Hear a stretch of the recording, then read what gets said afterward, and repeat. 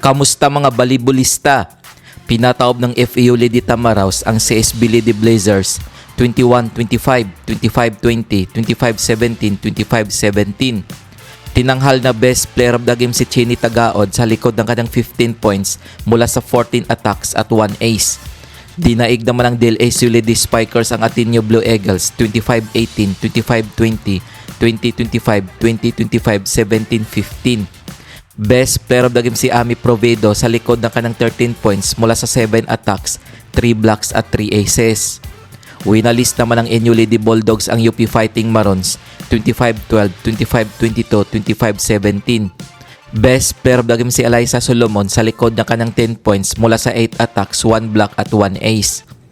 Winalist din ng UST Golden Tigresses ang UE Lady Warriors 25-22, 25-21, 25-21.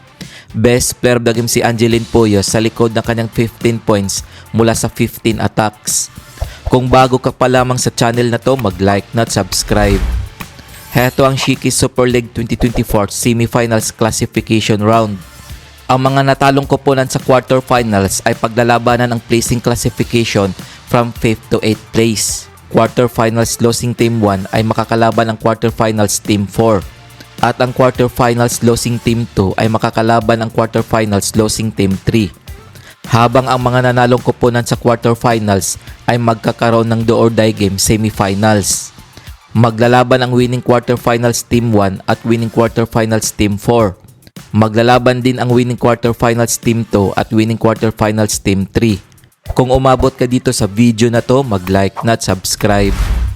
Heto ang Shiki Super League 2024 Semifinals Bracket.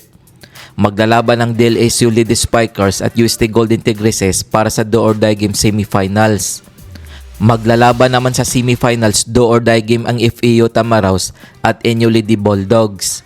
Heto ang semifinals knockout game schedule ngayong November 6, 2024 na gaganapin sa Rizal Memorial Coliseum. Maglalaban ng DLSU Lady Spikers at UST Golden Tigresses alas 6 ng gabi.